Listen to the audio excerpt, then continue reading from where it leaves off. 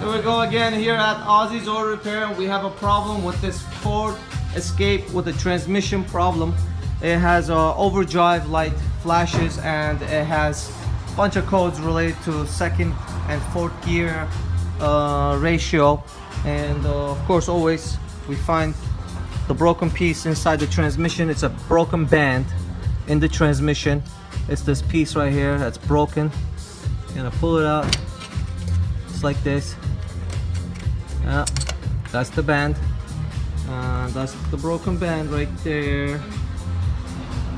Okay, and that's the broken one, and that's the new one compared to that one.